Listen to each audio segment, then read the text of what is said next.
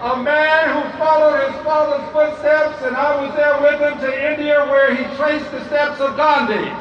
A man who understands that this is a full-time job. He's not a part-time freedom fighter. He's not an everyday freedom fighter. He's an all-the-time freedom fighter. I'm here to introduce a man who's a Morehouse graduate. A man who knows what it feels like to suffer the pains associated with the human rights movement. When he lost his father at the age of 10, he could have given up, but he didn't. He stayed in and he has fought the good fight. I'm here to introduce the Honorable Martin Luther King III. Would you show him some love, please? If you believe in liberty and justice for all, stand up and show him some love. If you believe in government, other people, stand up and show him some love. Show Martin some love. Show his father some love, his mother some love, his wife Andrea some love, his daughter Yolanda some love. Show them some love. God bless you.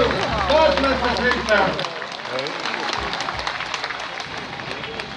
I mean, Al Sharpton's going to speak next, so I'm pretty sure we'll start moving after that.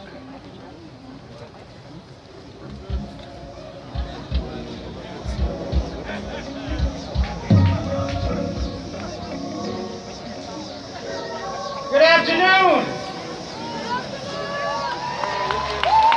I'm so honored to be here. But before I say something, I want you to hear from the future of our nation.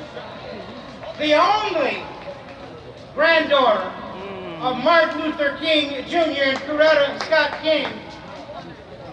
My daughter and Andrea's daughter, Yolanda Renee King.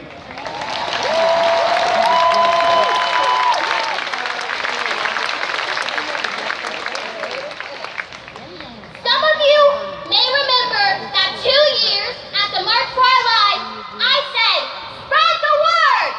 Have you heard?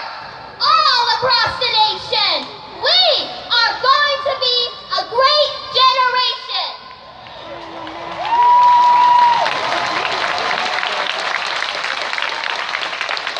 That was in 2018. I didn't know what would hit us in 2020. A pandemic that shut our schools and put our young lives on hold. More killings of unarmed black people by police. Attacks on our right to vote. More killings, the worst economic crisis since the Great Depression that we learned about in school. And more extreme weather than ever before. But great challenges produce great leaders.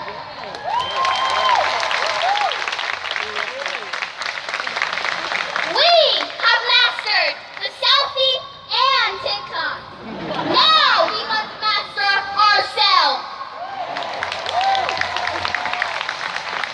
Less than a year before he was assassinated, my grandfather predicted this very moment.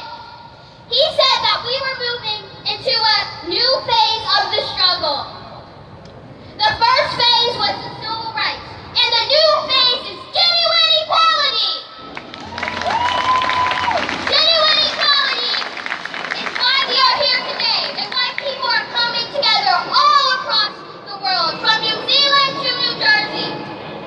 He said that we must not forget the days of Montgomery. We must not forget the sit-in movement. We must not forget the Freedom Ride, the Birmingham movement, and Selma. Papa King, we won't!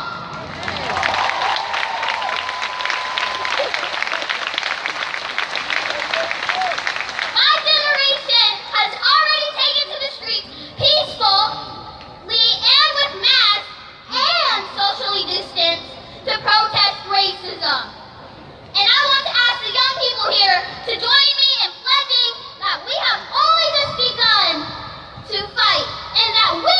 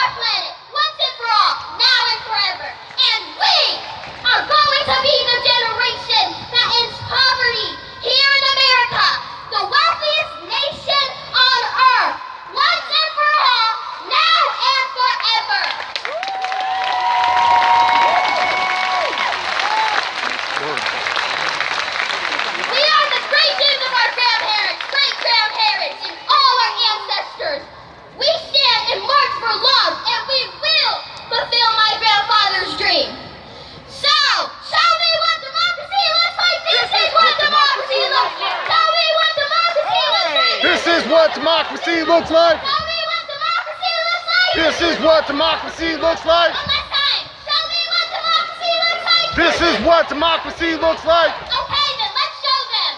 All right.